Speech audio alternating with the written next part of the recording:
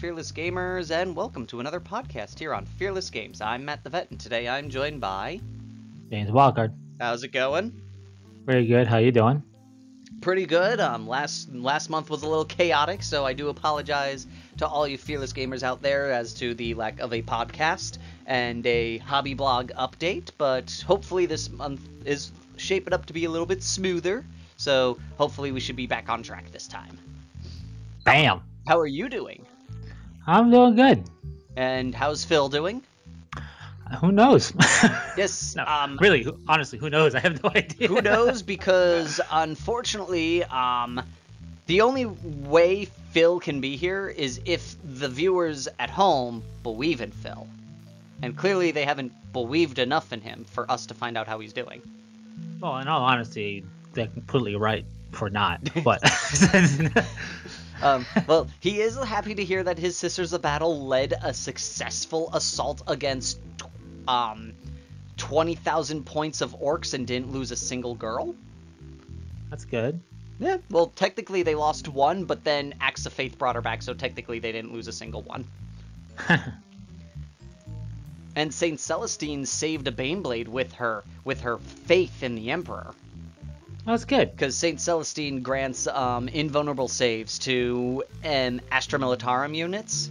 Yeah. So a Baneblade had a 6-up invuln save and he passed it. About time. But Yeah, that's good. That's good. Yep. So some interesting things going on. I finally discovered how they're getting around the fact they can't use Spider-Man in the Venom movie. They're setting it in San Francisco. Okay. Yep. So that's what I would do. Yep.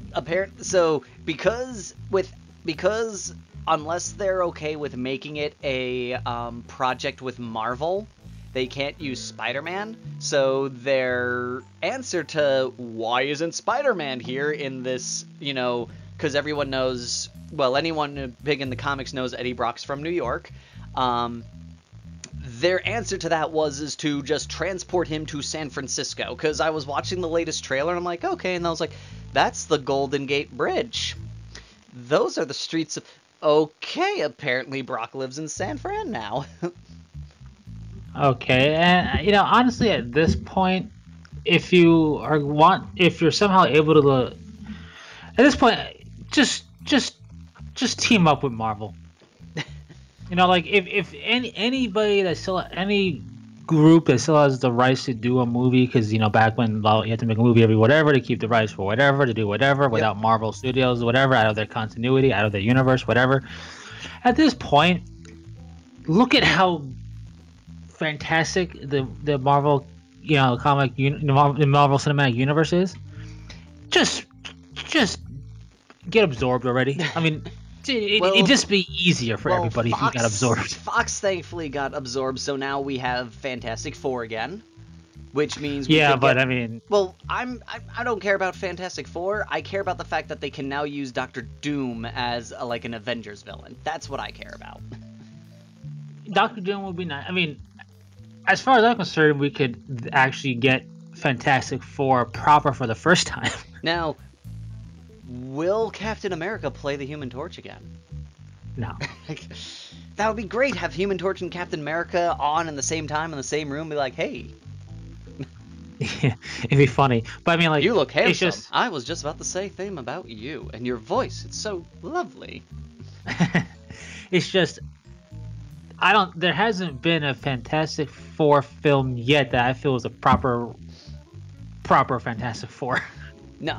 Now, don't get me wrong. The Thing was cast perfectly. The Thing was great, and I do like how they do Doctor Doom. Even though he didn't have a German accent, that doesn't bother me too much. I felt the guy doing Doom did a great job with what he had. The guy doing Doom did great as doing Victor Von Doom. Yes. The whole putting on the suit, no. They butchered Doctor Doom, the power, the villain. Yeah, because they went with the Ultimates version of him. They didn't even do it good. Yeah, but I sat there when I first saw the original film. I was like, I thought, because this was before I was really into Marvel, but I knew like a little bit. I was like, I thought Doctor Doom was like a techie guy, and then someone had to explain to me that in one of like the ultimate versions they gave him lightning powers because they thought him just being a techie guy was stupid. And I was like, no. Well, it's just like nothing about the Fantastic Four movies, any of them, including the one that happened after. Fan Four Stick? Yeah, the one that happened a few years ago. Yeah, Fan Four Stick. That one I heard was like people were like, I don't know how, but they kind of went even worse. It's like, oh no, I've seen bits and pieces of it. It was bad. I knew it was bad when they made Johnny Storm, and Sue Storm like completely different. Even though it's supposed to be like, what was he adopted in that movie or whatever? He's her adopted brother. And I'm like, you don't need to do that for the sake of feeling more inclusive. You know what I mean? Like, yeah. This is an established character, right? And it's like, even Black Spider-Man isn't Peter Parker; it's somebody else. But even still with that, like, if you like, the reason, granted, though, I will say with fan bases all over the place, and I'm going to make a mention of that later on with some subject more relevant to the hobby that I think what I'm talking about later. But fans sometimes gotta learn to let go. Like, what's wrong with Johnny Storm being black? And like, why do they need to have an explanation like he's adopted for it? Well, considering it's supposed to be brother and sister, you're gonna need an explanation. But like, it's just all the time. There's always an easy way to go around that too. Well, you just never bring it up. But my point is though, is like, there's nothing wrong with it. But at the same time, why do they feel the need to do that for no other reason than to be like, check out the non-all-white cast? You know what I mean? Yeah. There was no reason. They didn't do it for the purposes of having a better story to tell. Yeah. They did it to fulfill an agenda. Yes, they did it so people would make them sound so they don't look insensitive. Right, that's it, and that's my problem with it. Is like, if you want to make a change in such a way, you should, for the movie of an established, how many decades old is the Fantastic Four when they won like I think they came out in the 60s, the 50s. Like they've been around the block. They've been established as what they are for a pretty long time. If you're going to take that and change up and not even do what they did with Spider-Man, which is a whole different character, you know what I mean? But actually take Johnny Storm, do that, you have to have a story reason that makes the story better. That's my opinion of how you do that. Like, if you do that and the story is better for it, fine. Yeah, like, to be perfectly honest, like, you could have made it where he wasn't her brother and just another dude. And have Johnny Storm there and just not have him be the Human Torch. They could have, but the fact that they made him Johnny, that's the problem I have with it. I'm like, look, I know why you did this. I know you did it to feel like more inclusive and fulfill the civil inclusiveness and all that. And I get it. And the agenda got you down, but that shouldn't be why you make a change to a fundamental character like that. Yep. You could have called him a different name. You could have just never brought it up. Or you could have just kept him original. Not the original actor, because he's doing way better as Captain America. But but it's just like, and then it's like, that wasn't why I didn't go see the movie. I didn't go see the movie because the trailer was horrible. And the worst part is like, everything was dramatically different from the trailer to the actual film. And I'm not talking like, oh, that scene in the trailer wasn't in the film. No, like, the colors were different in the actual film. Like, in the film, they drop down and everything is like, all bright and orange. When they go into the other world in the film, it's dark and green. I was like, that's a color swap, my goods there, sir. Did we select alternate color skins? Is this a fighting game? I didn't even not realize we downloaded the DLC. But that trailer, I don't even like how forgettable that movie is. Until we brought up the Fantastic Four, I forgot that movie existed. Yeah. I don't remember anything about the trailer. I remember seeing the trailer, not even realizing it was a Fantastic Four trailer until like when it was blatantly brought up. Yeah. And I'm just like, this looks, Sci-Fi Original could do a better job than this. What are you doing? Yeah, no, that whole thing was just a big giant problem. I'm like, you guys did this just so just to stave off the inevitable of Marvel getting it back and actually do something good with the franchise. Yeah. But I didn't realize that the villain was Doctor Doom until someone told me it. I was like, that's not Doctor Doom, that's an alien robot. Like, no, that's Doctor Doom. I was like, no, that's an alien robot. right, it's just like... And his name wasn't even Doctor Doom. That was his nickname. Jeez. His name was Victor, and he was more of like a scientist bloggist kind of character. And it was just like wow, you just don't know what this character is, do you? And especially when that movie came out, and I everything about it was just terrible. I didn't go and see it. I went to the theaters while it was out, and I saw the poster for it. I'm like, I'm so sorry, but it was at that time, because that was only a few years ago or so. It was inexcusable how piss poor they handled an established team in the Marvel Universe when you had everything else coming out around it. You know what I mean? If this was like the 90s,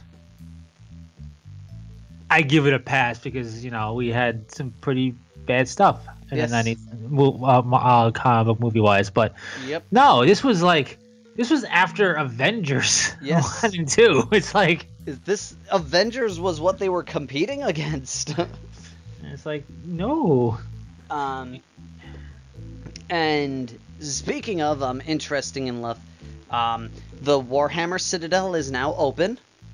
Yes. It apparently has been doing very well from what I hear. They have a lot of Forge World items, it sounds like, which is really awesome. I am a little sad they don't carry the Warhammer World exclusive Command Land Raider Rhino right now, but they say they might get it later. Cool. And Forge World, oh my, apparently everyone's going Forge World's dying because over 100 items were removed from their product line recently. It was interesting to see what was removed, what was like last. Look, some of it was a little like something like the Legion upgrades, for example, going away. That was a little weird to me. That was a little odd, but like dropping, I don't remember if they dropped like Terminator armor basic or like Mark IV, like certain things being dropped just makes sense. Well, they dropped weapon upgrades for the Terminator kits. So Terminators now, they do have some weapon upgrade kits, but they don't have all of the weapon upgrade kits that they used to have. Right. They now have the big one with an autocannon in it. They got rid of some of the weapon ones. Made sense because they were the old weapon ones where the hands were not molded onto the weapon, so they were expecting you to just glue the fist onto the hand to the thing. Whereas they switched, they got away from that because now it's the hands molded to the gun. So all the non-Legion pattern weapons are still around because they were molded with the hands on the guns. So some of them made sense. The box Dreadknots were a little surprising to me, to be honest. Yeah, some of it was a little out of nowhere, but the other ones, like, I could see why. There was a lot of them where I was like, okay, these are probably not selling at all. Yeah. Probably not selling. Might come back in a different form later. Like, a lot of them could easily just be remade to incorporate the fact that they're missing the hands. Yeah, like I could see some of it getting a little bit of a refresh and redo. Like, I wouldn't like if there's one thing Forge World isn't doing, it's not gonna be it's not going out of business or anything. I mean, I wouldn't worry about that. I mean, even though a lot of stuff went off their site, the site is still ridiculously huge. Like, there's nothing to really worry about in that regard. Plus, you have the new stuff coming out. So, like, I would be more concerned if like they just stopped producing new, but they haven't. We got Alfarius, you have Goblin stuff, you have stuff's coming out. So Okay, book sorry. 8's coming. Like we do, one of the things that they do keep, like some of the choices for the weapons that they got rid of was weird. They kept the arm sets that you get in the Betrayal of Calth setup, which is a little Right. weird. They kept the Thunder Hammers and the Maces, which makes sense. Like, they lost a couple of the more customizing-y, for lack of a better word, Terminator sets. The Tartaroses, they kept the Tartaroses Storm Bolters with Power Axe set up. They kept a couple of things on here. But I will say, I think Forge World kinda mishandled the situation at the last Warhammer TV Live, where they kinda made fun of everyone freaking out that they were going out. I'm okay with that because honestly, it's like, relax, people. Well, what I'm saying is like, when they came on, they were like, "Oh, are we getting rid of people freaking out?" It's like you could have just said, "Hey guys, don't worry, nothing's happening." They could have addressed it a little bit nicer than just making fun of everyone freaking out that they're doing this. Yeah, I think a booster shot is sometimes needed though. And quite honestly, some of the stuff probably just wasn't selling. Yeah, well, obviously a lot of this stuff wasn't selling. Like, me personally, I just think they should have just okay, if you want to make your joke. I just think they would have said, he's like, "Oh, but seriously, guys, no, those are just things that weren't selling." Like, it's just weird. Like, the one thing that I think really caught me off guard, honestly, were the box Dreadknots. I thought those were pretty popular. I think I don't know, like those were a little weird. And the only thing I think is that people were just deciding I'll just buy the GW ones and convert stuff for cheaper. Yeah. You know what I mean? Ooh. One That's thing my didn't thought. go away that I thought went away, which makes me happy. I thought the Dark Angel shoulder pads for Mark IVs went away, and apparently they didn't. No, but the torso stuff did. But The torsos and the heads did, which is a little sad. I thought the head stayed. I don't think so. That's a good question. I don't know. Yeah, Dark Angel Legion head upgrade set's still on their site. Okay. Then cool. Then I'm happy. I didn't need the chest plates. I wasn't a big fan of the Dark Angel chest plates, to be honest. It looked like they had like strips of bacon stapled to their armor. Well, yeah, you need a snack, but I mean, I know everyone loves bacon, and a Space Marine can eat that bacon no matter what it's exposed to. I get it, but there's a time and a place for bacon. and the time and place is any time and place. But, Fair, I'll concede the point. I cannot argue with that. I mean, it's hard to argue against bacon. It just is. It does solve a lot of problems. But it does. The chest plates, I can understand on the front that half the time you're blocking them with the arms. Yeah, that's my problem with the chest upgrade sprues is that for not just them, but like in general. Yeah. Typically, most of the stuff gets blocked by most of what's wielding a weapon. Certain heavy weapons might not block it. Most every type of rapid fire assault weapon will block it. Yeah. And then your squad leader Yeah. might not block it depending on how you equip them. So I'm it's surprised no one's complained yet that they still have them pictured when you look at the pictures of the heads and the shoulder pads. Yeah. That's, we'll see. But no, and going off of that, another interesting thing came up since we last talked. And that is the new Warhammer Adventures in Age of Sigmar Adventures children's books. A series of books that they hired an author to write, basically just adventures in the 41st millennia, but set for a reading age of 8 to 10, and it stars 2 kids set in those universes. I thought that was a joke. You thought that was a joke? Yeah. Really? Yeah. Nah, apparently it's real. There have been mixed reviews. I've seen a lot of people who think it's a great idea because now they have reading material they can share with their children that's age appropriate for them. And of course, there's everyone's freaking out because this means Slaanesh is going away and Warhammer is going to stop being dark and gritty and there's going to be rainbows everywhere and bolters are going to shoot candy and gumdrops and they're going to be fighting bubblegum monsters now.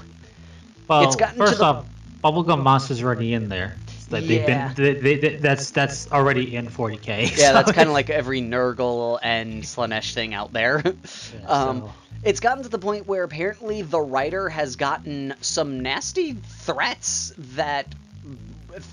on prayers that he dies a horrible death because he has the nerve to be hired. Mind you, this isn't a, I want to write a book, GW, and GW was like, okay, GW went, hey, could you write a book? Apparently it's his fault. And we're sure this is real. This is real. This is legit. Because I haven't... Is there any book out yet? No, they just announced it. None of the books are out yet. I was trying to find something on it, and I can't. But look, firstly, nobody needs to worry about Children's books. children's books. The fact that they're specifically being called out and labeled as a children's book means, for children readers, means that the setting isn't going to change from what it is. Yep. Because it's like, this is okay. We'll be fine. Slaanesh isn't going away. Yep. It's just probably not going to be written about in a children's book. Yep, no. My advice to anybody freaking out is to not read those books.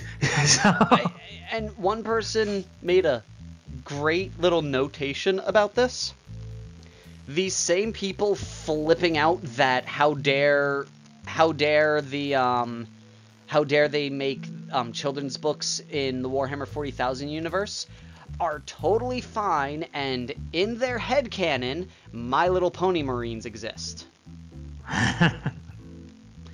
Newsflash for everyone, My Little Ponies is for children. Yeah. And Hello Kitty. They're all about Hello Kitty Marines. But how dare you make a children's book? And again, if this actually pans out to come out and doesn't, or if it actually does, you know what I mean? Like, don't read it. Yeah. It's not that hard.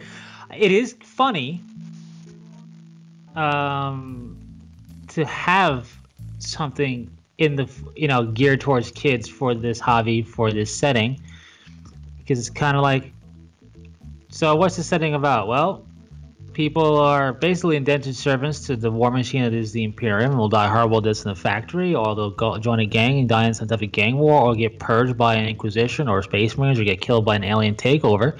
And those that go fighting will fight against horrible Xenos monstrosities such as orcs that are gigantic and drooly and kill everything and love violence, or Necrons who will rip you apart atom by atom, Chaos gods that represent the worst things that you would ever want to expose people to. So let's write a kid's book on it. But let's see. I'm trying to because the story it follows the 40k version.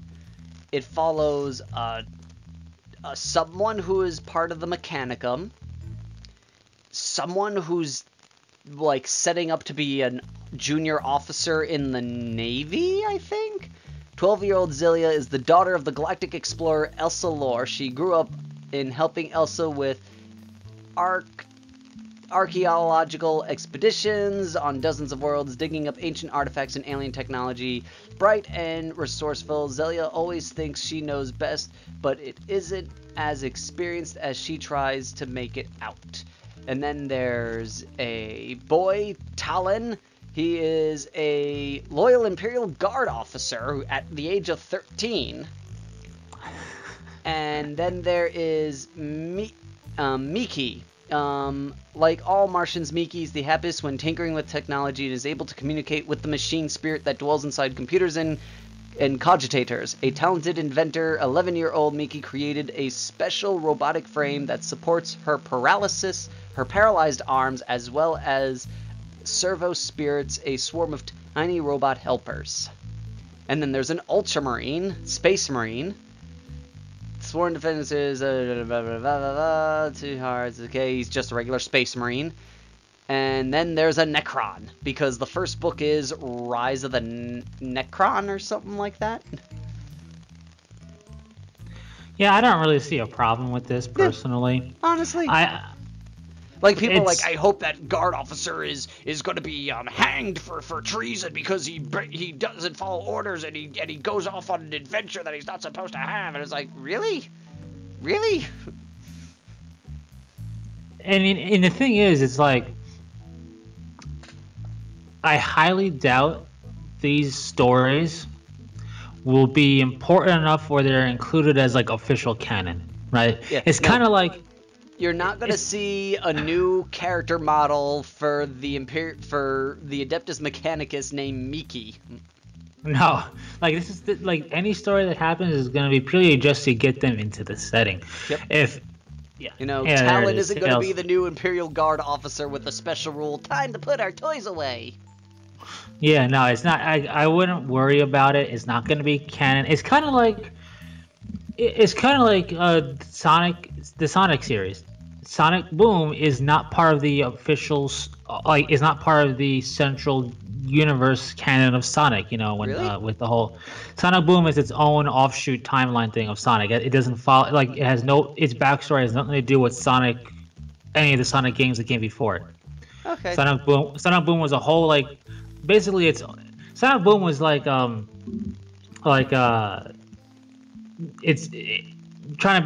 to think of something another show, because it started off as a show, but there's no Emerald Island. They're not, Knuckles isn't the guardian of the Master Emerald or anything like that. Yeah.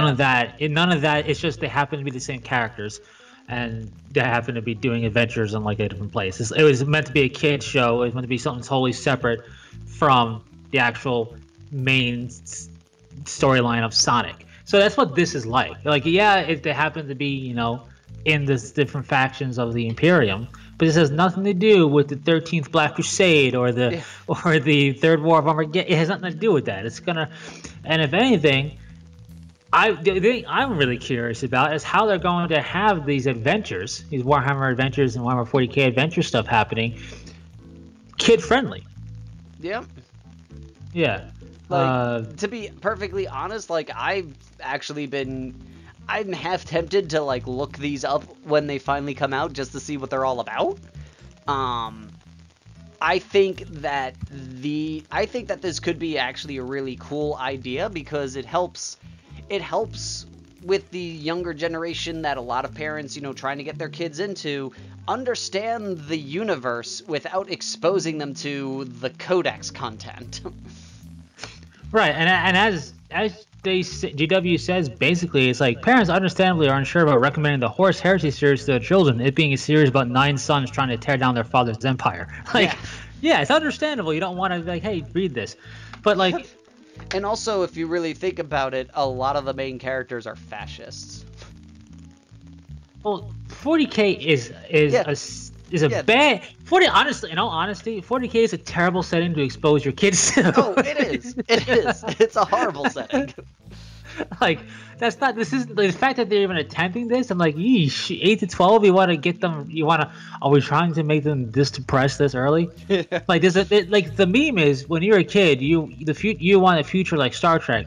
When you're adults, you realize the future is more like 40k. It's but it'll be fun. I hope it. I want to see how they handle combat, right?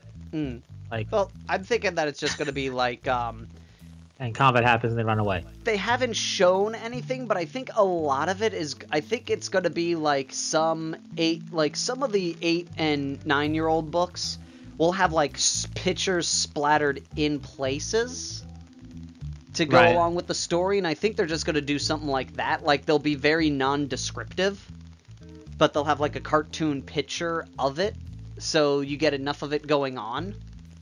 Yeah, it's just, having read a few 40k novels in my day, I do have to say, reading the standard 40k novels, Horus Heresy novels, yeah, it's when you talk about ripping somebody in twain and their entrails coming out and blood and gore going everywhere. And whenever Nurgle's around, I'm reading I'm listening to Dark Imperium right now, and I kind of get a little ill every time they describe a Nurgle character. Which is perfect, but it's perfect. It's just like, the Death Guard are pooping while they're walking. But like, in all honesty, when you actually read, when I read a lot of these novels, a few of them excluded, like when Fulgrim was being depossessed by his legion. Yes, I haven't read, but I know of. I have read, like, outside of certain specific details, which obviously you wouldn't want to think through. Like, when I read Horus Rising, outside of the fact that you're describing genocide and murder on a mass scale when Space Marines just utterly trounce an enemy force, it's really not that descriptive when you think about it. We put into it the super gory details that they hint upon. I mean, they do go into detail about, like, swords clashing and stabbing in the midriff and cutting them in half and having blood splatter. Like, there's stuff out there to describe the battle, but I'm not saying it's kid friendly, not at all. But I'm also want to say, like, if you go back and reread what you're trying to defend, you're gonna realize, like, Purging and Catalyst Harbor, the Dark Angel Space Marine novel battle book. That you read that one, right? Which one, sorry? Purging and Catalyst? Yes, I have that one on my shelf right now. That really isn't super gory, descriptive, and over the top in the battles when you really think about it. Like, it's really not not that bad at all. So which is why I'm curious. I wonder how they're gonna how it's gonna be handled as a children's thing. And it's just like, everybody pump your brakes. If anything, don't let your kids read it. If you weren't letting your kids read 40k anyway, if your kids are of that age where they want to do what dad or mom does and they want to hang out and paint the models and they seem to have a genuine interest, and you being a nerd parent wants to raise a nerd right, go for it, right? Yeah. But, like, it doesn't hurt anybody. Yeah, who cares? It's just like, and the problem is the vast majority of people complaining aren't in the position of raising a kid. So it's just like, it's not gonna, hashtag not my Imperium. You don't have to worry about it. It's like, you know what I mean? It's just ridiculous how many people have gotten crazy about this stuff. I'm like, really? This really getting this much attention? Yeah. And I love how every time GW does something, the very first thing I hear is they're getting rid of everything. Right. It's like, oh, hello, ladies and gentlemen. We're introducing this very brand new Primaris Space Marine. Slaanesh is getting killed off. They're getting rid of Slaanesh. Getting rid of Slaanesh. No more Slaanesh. It's like, whoa. It's a freaking Space Marine.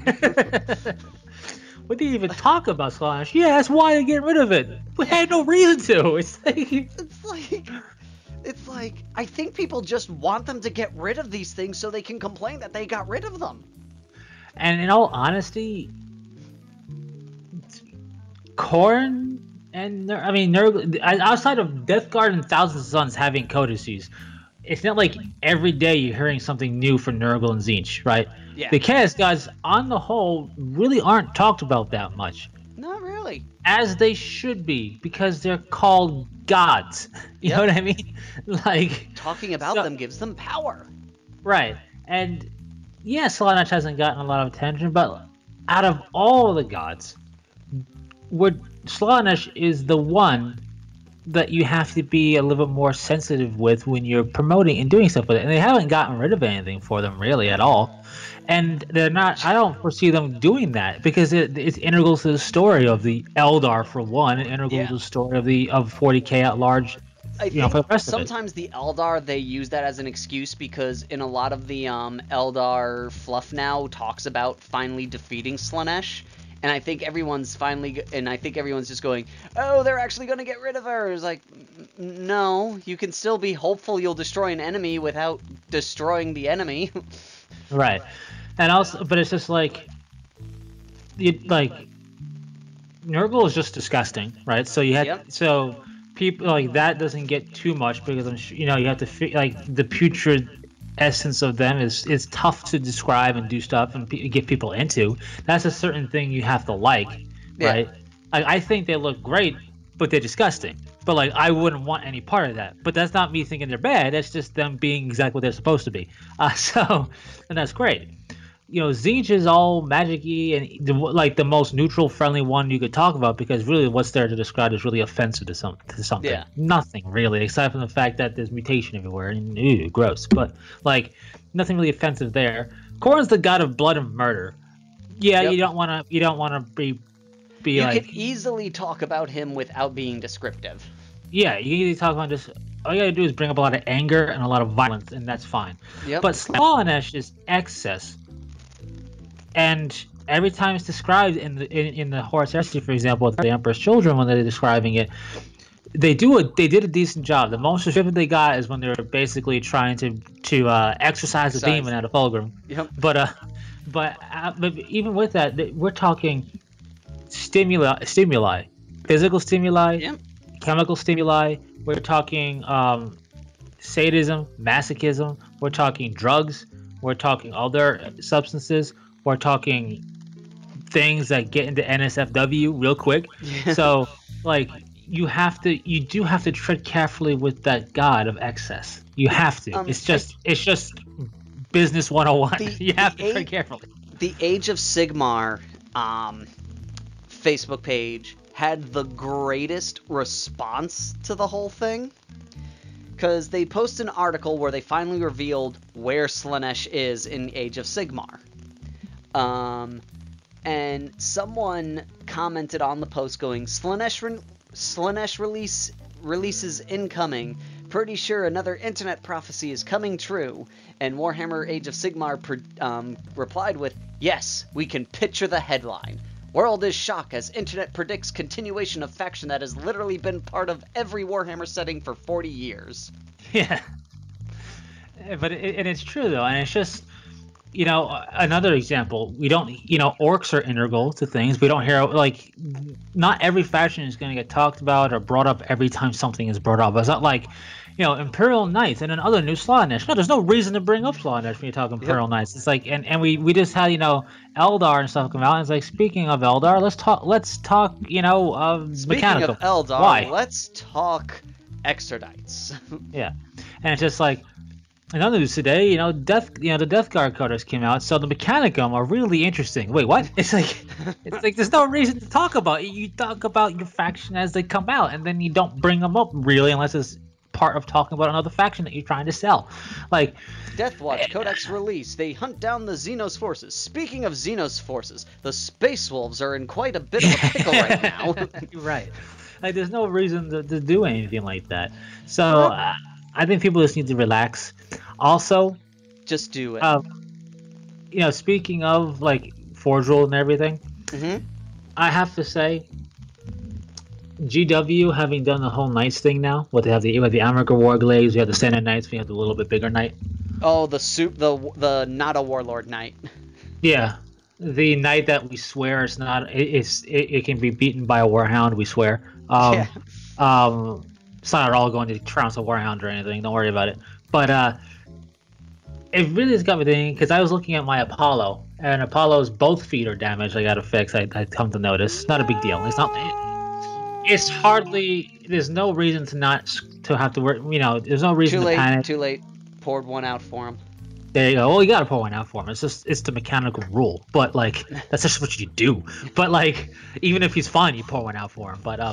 But like, obviously a model of that magnitude is by no means time to throw it out. Not at all, right? For that price tag and that size. But it just further reinforces what you kind of forget because you don't use them that much and everything. How fragile those models are from Forge World, and seeing the Knight Castellan, especially in areas where it's really hot.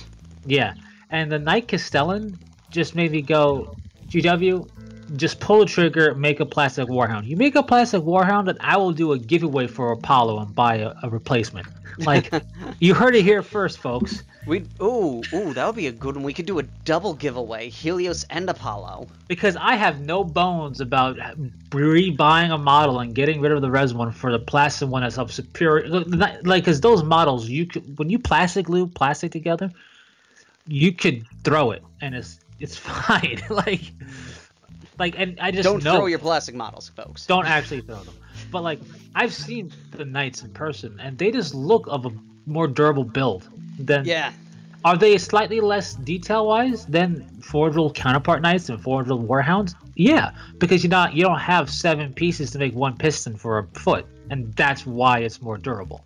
Yep. So like, but seeing the Knight Castellan, I haven't seen it next to like a standard knight. I've just seen it next to the Warglaive. And A have a side-by-side standard shot. knight, it's roughly an inch taller. Right, and those things are kind of big to be like. It's like I put together. A Wraith Knight is 9 inches tall, and a Wraith Knight is roughly an inch to half an inch taller than an Imperial Knight. Right, but have you? I mean, I keep Apollo stored away, especially because I got to fix him. I don't want to do anything. Yeah. I have to beef up the magnets in his arms so he can hold his weapons a little better. But I stood him up recently just to see if he was still standing and everything with the feet the way they are, and he still does. And after standing him up, I'm like, I think the Knights might be as tall as he is. Honestly, because he doesn't stand that tall. A Warhound roughly stands, I think the last time I checked, well, Helios stands a little bit taller because I modeled him weirdly, so he ended up being taller than the average Warhound. But I think they are 10 to 11 inches tall. Like, for what Knights to Titans are supposed to be? He's 10 and a half inches tall. Is a Warhound. Now I'm curious what a Knight is, because they should tell us. But continue with your thought. Like, having stood up Apollo, he doesn't. They don't stand as tall as you think they do when you look at them on the website, and I forgot that. Because they've got chicken legs. Because I haven't stood him up in a while, so when I did, I was like, oh, I forgot. He's big. Not that he's small by any means. He's still big, but these Knights don't exactly stand short either. Like I have to say that I think the Knight Castellan might be equal to a Warhound in size. Height-wise, not by Actually, width. I have a photo of a Knight next to a Warhound, and it's a Forge World Knight. Because we had an APOC game a while ago, and we had a Warhound partnering up with a Knight. Let me see if I can find that photo. But I know that a Wraith Knight stands half an inch shorter than a Warhound. So I think the Knights are like 9 inches. Like, they're only an inch smaller than the Warhound. Which is crazy when you think about it. Yeah. No, it is a little odd, but I just looking at it, and it's just like, every time I look at these Knights, I'm like, I want to put together a Knight Force. I've always have, and now we have more options, more variety. I just wouldn't know. I wouldn't know how to paint it up. I don't know which Knight to buy. That's my biggest problem. Oh, I would do a pure Knight Force. I would have Well, no, see, like, I want to buy a Knight, but I don't know which Knight I want.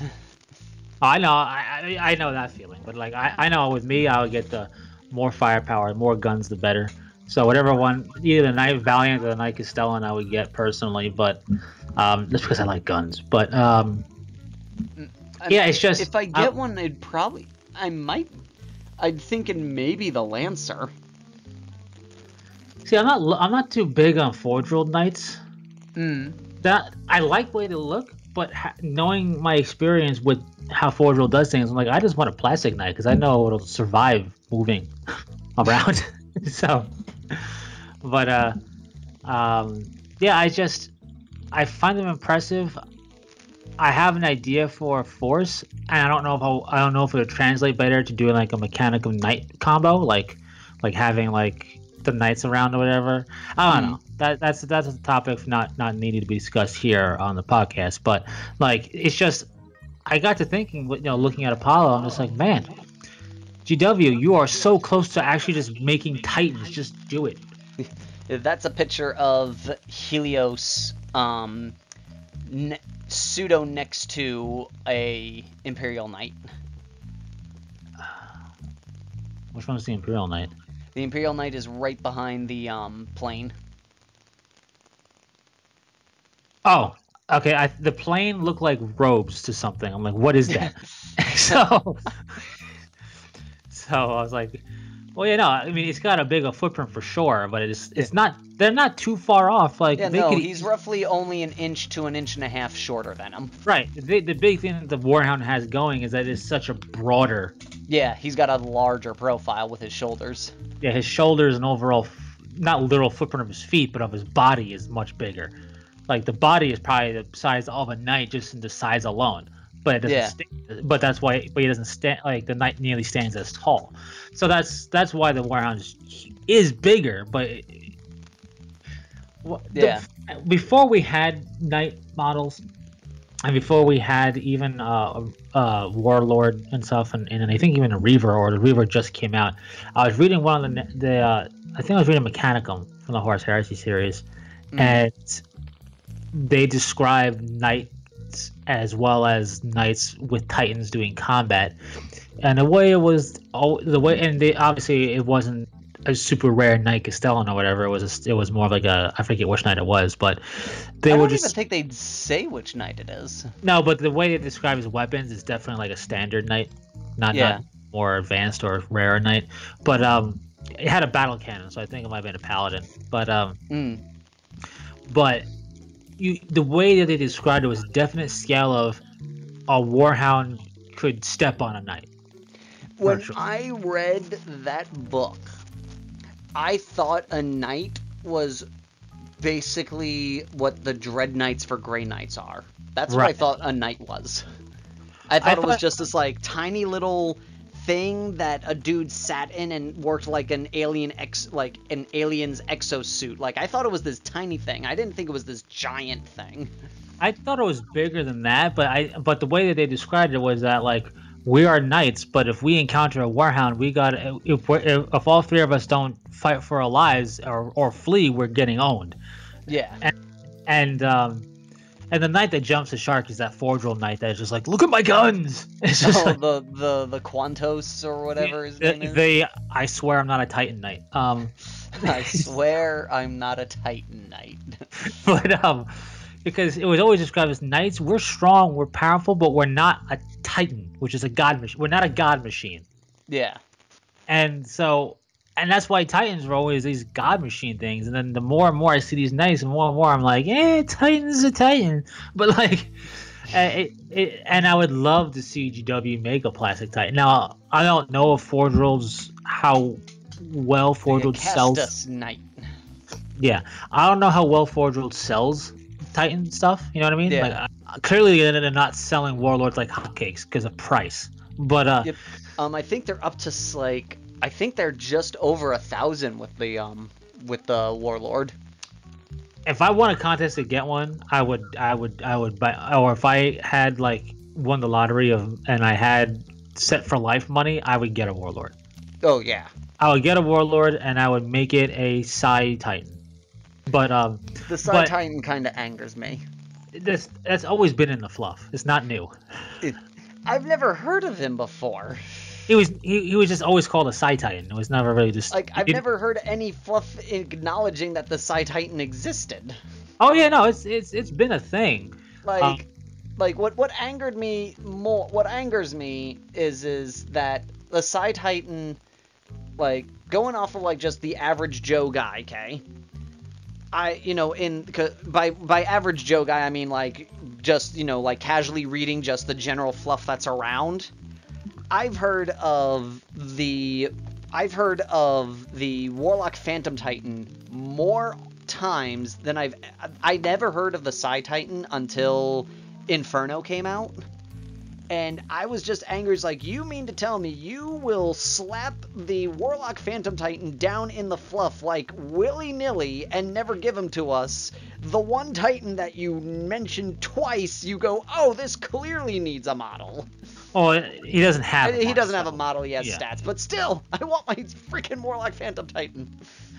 See, the Warlock the Warlord Psi Titan shenanigans is something that has been around. It's the case of this. The lion is alive in the rock in the center. We'll tell you this once, and then we won't tell you for 5 editions. That's the same case of the Side Titan. The only problem with the Side Titan is that we don't have Codex Titan. You know, it was just like it was mentioned like once moons ago. I think back when ArmorCast was making models. Probably. And then it never got mentioned again because they never had a reason to mention it, really, when you think about it. But, like, that's what bothered me so much. The Phantom Titan was in, like, 2 books, and he's used frequently in the fluff, and they're sitting there going, this doesn't need a model. Or this doesn't need stats. And I'm like, could we, please? I get that, but what I'm saying about the Side Battle Titan thing is that I knew about it, but I understand why. But I knew why people. I understand why people were like, "What is this?" Because it was one of those things where, again, it was old fluff, and that's one of the issues in general with 40K fluff, is what makes it so hard. I mean, because the game's been around for what, 35 years or roughly so. 40 years. Yeah, 40K itself has been around a long time, and when you don't know what's not talked about for sake of being retconned out of existence, and what's not talked about because they just haven't decided to talk about it again, it's really annoying. Because you like, case in point, the lion for many editions was never brought up to be alive still. Yep. So, but he is, and we know that, and we see it again in the current codex. But it's just like he's asleep. Just to be clear, he's asleep in the center of the rock. He's not like walking around. How you doing? No. A lot of people think he's actually up and about. You know, he's not up and about yet. But like for those literal like 4 editions worth of codices between that, he was just gone. New players would never know that. Old players would say, "Yeah, there was this fluff, but we don't know if it's still accurate, right?" Because we don't. And when you have old fluff like this in a game that's near 40 years old. For example, things like the Slan, Lizardmen in space, they're no longer a thing. That is gone. Yeah. But like, it's never been officially brought up as gone. It's just stopped talked about, no models, and nothing was brought up about it at all. And that's how some of this stuff goes, just to be brought up again later. So it's just like, what we like, the more you delve into the fluff for what you like, the more questions come up with. So is it still canon? It's like, or is this not still canon? I don't know. So that's the issue with the Titan. But like, but to get back to my point with Forge World, I don't know what's making them their money. Not that I'm saying that like, oh, how they're making money. I don't know the breakdown. I don't know the breakdown of their sales. So I don't know if GW just won't do a Titan because if you do Titans, then Forge World loses like half of its sales. I have no idea, but do it because you can do it's just the plastic can be or. I feel like we're on a precipice. Now, I don't know if you agree with this or not, but I think for the purposes of doing characters, like infantry character style models, careful resin sculpts will eke out plastic still. Like, plastic stuff looks great. The new Armor model looks great. The new Typhus model looks great. The plastic stuff, all that stuff looks great. But when you compare it to like the character series models, there's just something extra in them, detail-wise. I don't mean even obviously the Primarchs, but like Nathaniel Jarreau of the that is part in his gray armor still looks. He has great detail. Sigismund's details, like there's something about those characters like Abaddon and Garvale Loken's models. The details on them for a character series model, I think trumps the plastic HQ stuff we get from GW still. In terms of detail. But if I'm being honest, when we get to things of bigger surface area, such as Night Castellans, Lamb Raiders, whatever, resin doesn't feel superior at all. If anything, resin feels a little clunky, and plastic feels really good. Like detail wise, when we get into like bigger models, like the Forge World Dreadknots look great, but look at that. Forget Murder Fang, but look at the Space Wolf Venerable Dreadnought. there's a lot of really good detail on that plastic model that I think is just as good, if not better, than the Forge World Space Wolf Dreadnought. That's no longer available. But my point is, like, I feel like if we're gonna give Forge World the keys to some plastic tech and let them redo some of their bigger stuff in plastic, it'll weigh less, it'll be more durable. They could probably they can kick it out better quality where the molds won't degrade, like a certain Land Raider Mark II-B, but which was notorious. I don't know if they cleaned up that mold or not, or if it's still available. But that was I believe it is still available. That was notoriously bad, but for being worn out. But like you don't have that with plastic, and like the Leviathan Dreadnought could be done looking equally awesome in plastic, I feel. So I don't know why I don't know what's key. Like, I guess my question would be: do you think Forge World could ever go plastic, or was that something, or is what helps differentiate them the fact that GW is plastic and they're resin?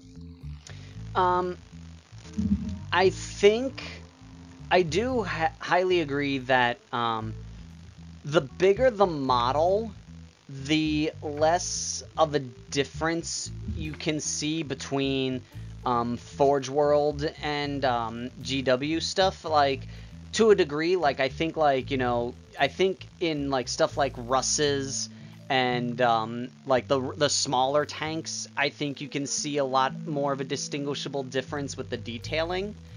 But plastic has its advantage of it doesn't weigh like 50 pounds and can support itself on a dingy little flight stand, unlike, say, a Fire Raptor. I think that the biggest thing is there are certain types of model ways that they cast a lot of the models, which I don't think can be replicated in plastic at that as well. But I think that it would be better if they started trying to invest more in plastic for the bigger guys, because I do agree, even if they want to keep with the resin, I think stuff like the Thunderhawk, the Reverend Titan, the Warlord and such would benefit if they started making them more where the details that need to be super detailed might need to be resin casted, but start making more and more of these pieces plastic. Yeah, I would say, depending, like, going off of that, like, for example, the big leg plates, make them plastic. They don't need to be resin. Yeah. They can be plastic. No. They'll be easy to glue on. They won't be brittle. Like, the only real thing you really need on the Warhound, and, like, the only thing I could make you giving an argument to staying resin is, like, the interiors. Yeah, I can see that. And I could even see, like, having, like, a resin, like the Iron Hands, like, icon pack that's resin. Something like that to go onto the Titan. The tinier the item, I think the more it benefits from resin than in reverse. When it gets into bigger scales, I think it benefits more from being in plastic. Oh yeah, no, totally. I definitely think that. I'm just looking at, like, their Titans. Like, certain pieces, certain like the big leg armor of the Warhound, right? Yeah. A lot of those armor platings can benefit from being plastic. Yeah, and maybe have, like, a plastic frame that's resin detail goes on, or, like, a resin frame that plastic pieces go on. Like, I kind of like how the Fellblade does it. The Fellblade, the 90% of the body is just the Baneblade. Yeah. Like, really the only thing that's resin, which for some odd reason, I don't know why, it's the tank treads. Mostly because they're different from the Baneblade ones. They're these big, like, blocky ones, unlike these tiny, thin ribbon ones that the Baneblade has. The Mark II-B is still around. But for the most part, it's the Baneblade chassis up to the point where you stop being plastic at the point of when you would start converting the Baneblade into a hex blade. At that point, like, the top piece, the turret and all that, that's resin. Gotcha. And I think it works out very well for the tank because you now have a plastic base that, if it gets heated up, the weight of the resin doesn't crush the entire model because the plastic can deal with it. Right. And it's also a lot less heavier. It's not as heavy as the old resin Baneblades used to be. Right. And like, for another example, the Land Raider Proteus, that should be a plastic kit. Yeah. That Land Raider Proteus model, there's nothing about it. Like earlier I mentioned, you have like each individual piston on Forge Rules. Titan is its own bit, so you can really make the legs posable and whatnot, which you might lose out on in plastic. I'll give them that, but I think it's a better trade-off. But anyway, like, you don't have that with the Proteus. I have the Proteus kit. My Proteus kit the way it goes together is an absolute nightmare. It doesn't sit level. It sits well enough. I have two Proteuses. I haven't gone near trying to put them together yet. I have one that's semi put together, but the way I put it together, I had to like file some things and do some things because the tank track parts of the hull were just solid chunks of resin, and when I put it together, it looks like it's sitting straight, but when you put it on a table, it's not level. The model isn't level because of what I guess I misaligned something that you can't tell, but it looks fine.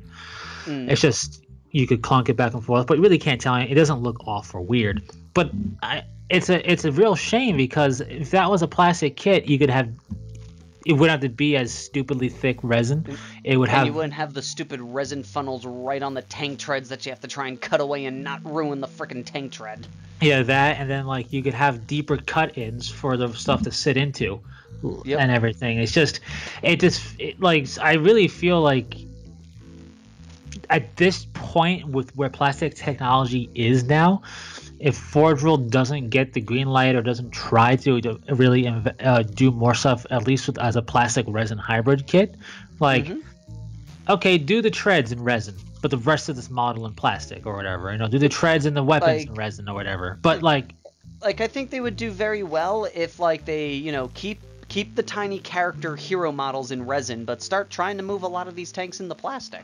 Yeah, and then I just feel like plastic is going to be... it's only going to get better and better, the plastic technology. And then some of these models can stand on the stands you give them. Like, I have a Tantalus, and I'm sitting there going, this thing is not sitting on a single flight stand.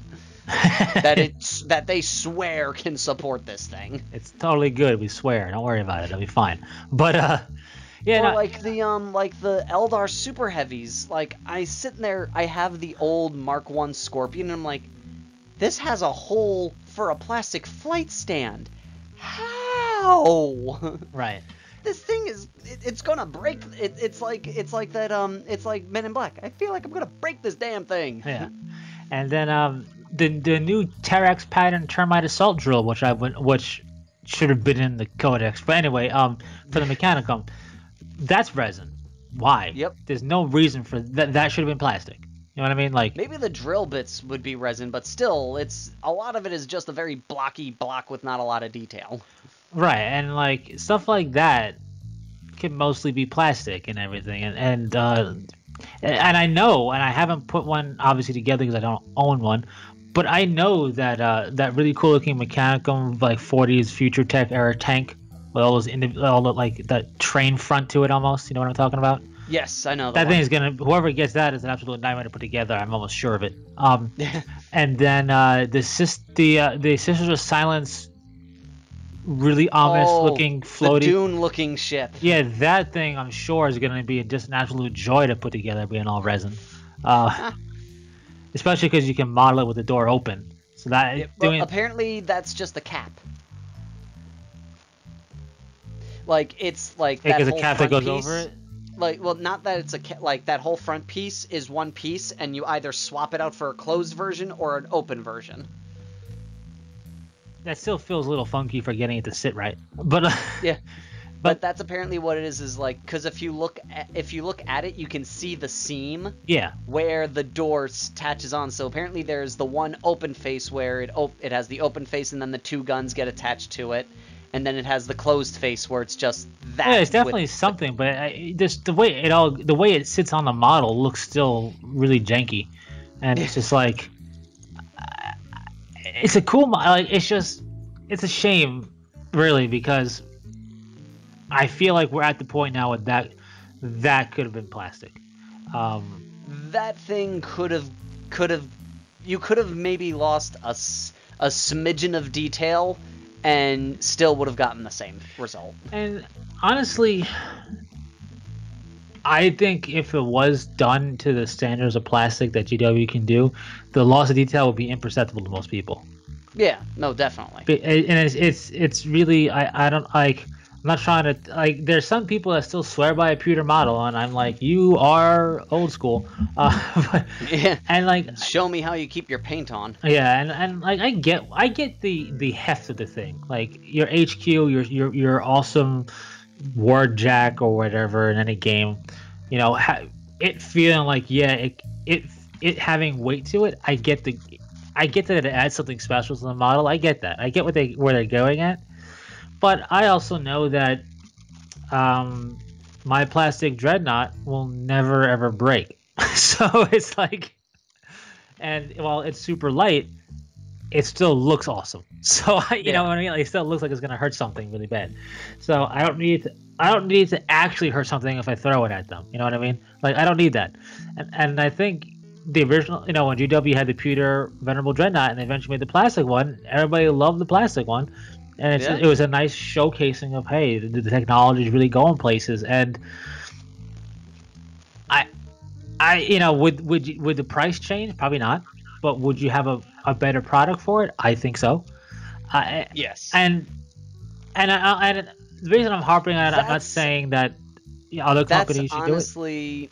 Honestly, for just food for thought there, that might be one of the reasons why they don't switch a lot of things to plastic. What part? The pricing. Right.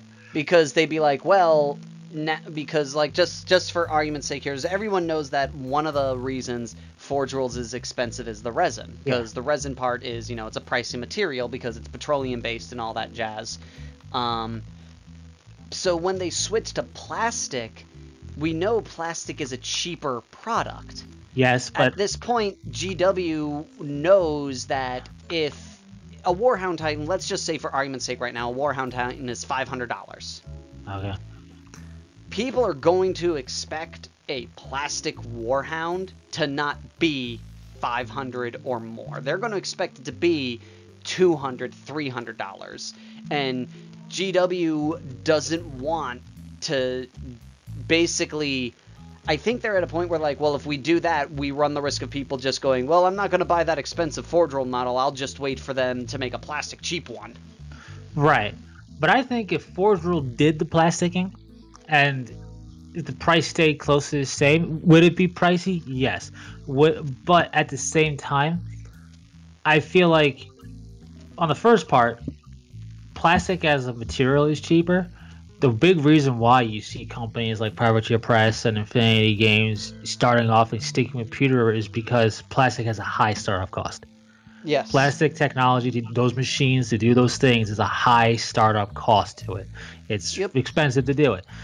Can GW afford it? Most likely, yeah, no problem. But, you know, I don't know what Forge World's budget is in relation to that, you know, being a sister company and all.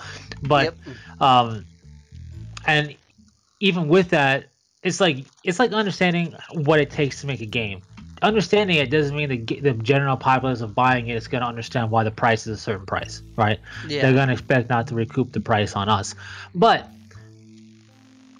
I think they would have to look at something price-wise. To, if you kept a Warhound body only at 290 pounds when it's plastic, people are going to go, WTF, mate. But like, but I think they could do a little bit. I think they could still charge primo, because let's just call a spade for it, while having, you know, cut the price, but not too much, They could.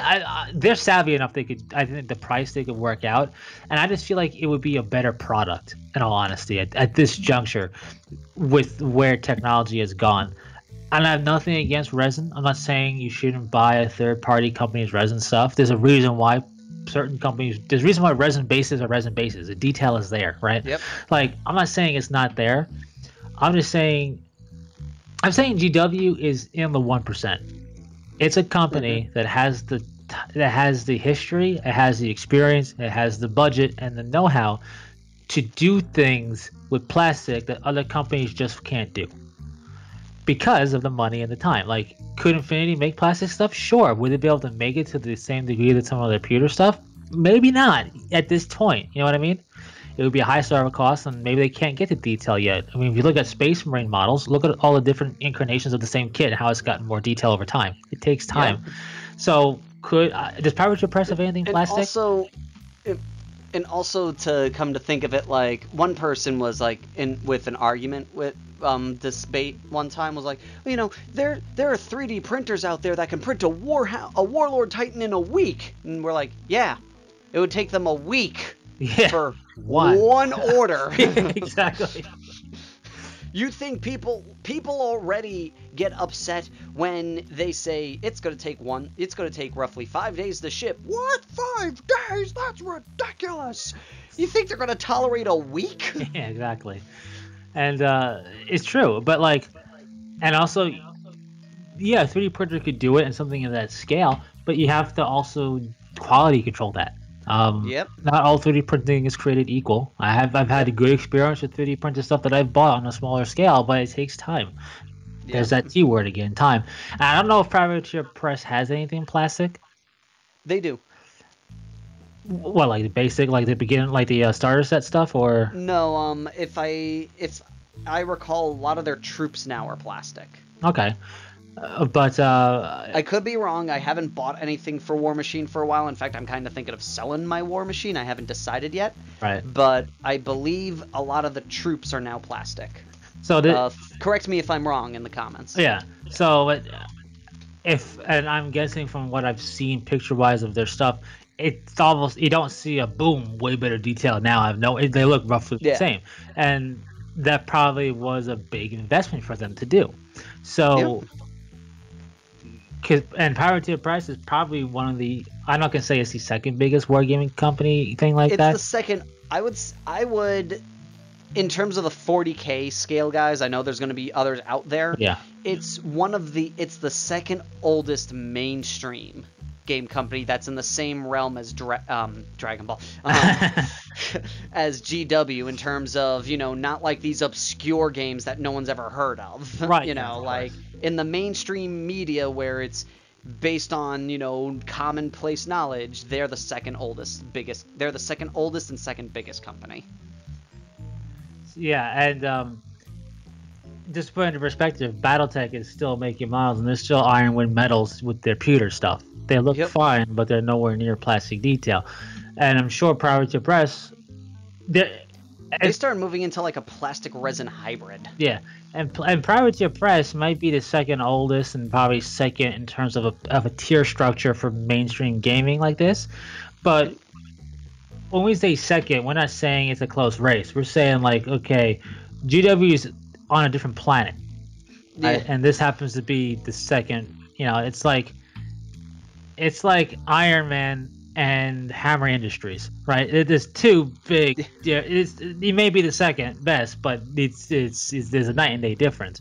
I'm not saying in terms of like quality of the company or quality of the game being played. I'm talking about the models here. There's no, you cannot, I cannot. I'm not saying Privateer Press doesn't make good stuff. They do. But there's a night and day difference, especially when it comes to plastic and the technology that GW is employing in their stuff. Just in general, it's like with the posing. Oh, yeah. Like right there is a night and day difference. Exactly. And then, like, so you can't expect Infinity, then all of a sudden go, let's do plastic stuff. It's for that high startup cost. So I think, in all honesty, outside of 3D printing with resin, which you can, because you can 3D print in any medium you want, right? Yep. So outside of 3D printing and resin, I feel like, much like pewter, resin technology / pewter technology is I'm not saying it's done in terms of making any improvements. But I'm saying it's pretty well spent in terms of improving itself. Yeah. I can't really think of anything super crazy they could try and do with it at this juncture to increase production quality or anything. The only thing they could do with the resin kits to make them better is give better instructions. Yeah, better instructions and pre-clean them before shipping them. But that would drive the price up, because then they have to quality control each individual piece they make. Yep. But cleaning them doesn't bother me too much. I don't get why everyone makes a big deal about that. Cleaning doesn't bother me either. I just think they should take a quick look and go, hey, look at that huge piece of flash. We should probably not have shipped that one. It looks a little weird. Let's break that down and see if it's even usable. You know what I mean? Yeah. Like, that happened. Like, the big, like, tabs and stuff, it's like, okay, I get it. At least clip off most of it. Like, just do a rough clipping. Just something where it's not like, man, I bought 5 torso pieces, and it looks like I have enough resin to make 15 models. It's like... Yeah. So it's like, dude, I've got a bag load of resin funnels, and I don't know what to do with them. It's like, how about a general rough cut, guys, is all I'm asking for. But yeah, no, I don't know. I don't know. And of course, Fearless Gamers, do you want Forge World to stay resin? Now, and also, I get, you know what's weird? You and I still have the mindset of like Forge World something special. Yep. That's not really the mindset anymore. No. So I could see somebody saying, I want it's Forge World something special, so I would want them to feel special and resin feel special over a plastic sprue. But in the same token, it's like, wouldn't it be awesome as something that's that cool and much more durable? I don't know, but it's a unique position, and the fact that we can even have a discussion of what will make it be even better is a good thing. So yeah, I don't think you have to worry about Forge World closing its doors anytime soon. Yeah, no. Especially with Book 8 coming. I mean, come on. No, with Book 8 coming, Titanic is coming. They're definitely going to clear out some shelving space from the stuff that just nobody is buying. Right. Because they can't make everything made to order, because then all their deliveries would take forever to do. But I can see... I wouldn't freak out too much, and surprisingly, a lot of the stuff that went away, a lot of it actually just moved to the 40K tab. Like, I sat there and, like, a lot of the Mark III armors and such are under Warhammer 40K now. They're not under Horus Heresy anymore. Yeah. Like, there was a lot of stuff that was like, oh, they got rid of this. It was like, oh, no, I just have to look under 40,000 now. Yeah, it's weird. Yep, but... that is all for now. Thank you all for listening. Let us know what you think. Do you think Forge World should switch? Do you think they should maybe half switch? Do you think they should just stay the same? And what are your thoughts on Warhammer Adventures? Yes, no, and all that good stuff. So, once again, thank you all for listening, and until next time, Fearless Gamers, this is Matt the Vet. James the Wildcard. Saying take care. Peace.